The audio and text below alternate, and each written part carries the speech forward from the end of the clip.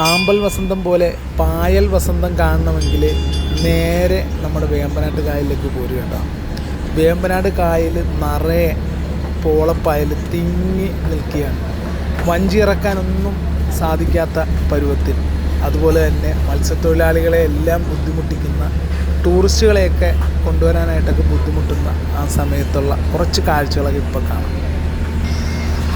നമ്മളിപ്പോൾ ഏകദേശം മുഹമ്മയിൽ നിന്നൊക്കെ വിട്ട് കുമരകത്തോട് അടുത്ത സ്ഥലമായി കേട്ടോ. രാവിലെ ഒന്നും വലിയ പ്രശ്നങ്ങളൊന്നും ഉണ്ടാകാറില്ല. തീർത്തും വൈകുന്നേരങ്ങളിലാണ്, ഉച്ചയ്ക്ക് ശേഷമാണ് വേലിയേറ്റവും വേലിയിറക്കത്തിൻ്റെ ഭാഗമായിട്ടൊക്കെ അതിൻ്റെ ആ ഒരു സമയത്താണ് ഈ പായൽ കൂടുതലായിട്ട് ഇങ്ങനെ അടിയുന്നത്.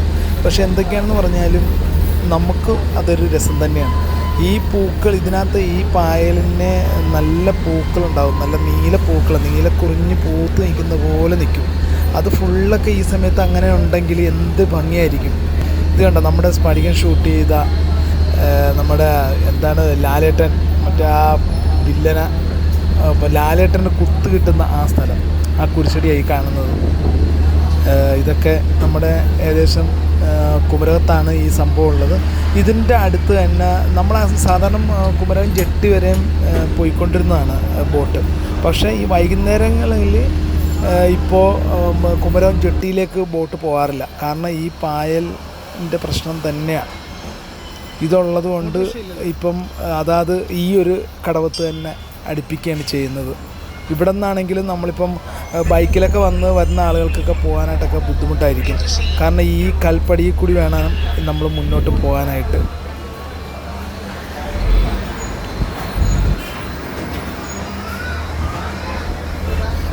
ഈ ബോട്ടൊക്കെ ഇങ്ങനെ വലിച്ചു കെട്ടുന്നത് കാഴ്ചയൊക്കെ നല്ല ഭംഗിയുള്ളതാണ്.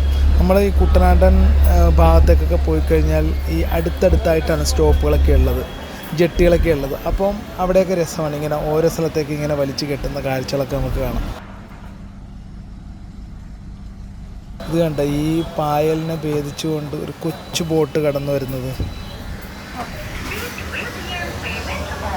വളരെ കഷ്ടപ്പെട്ടാണ് കേട്ടോ ആ ബോട്ട് പോകുന്നത്.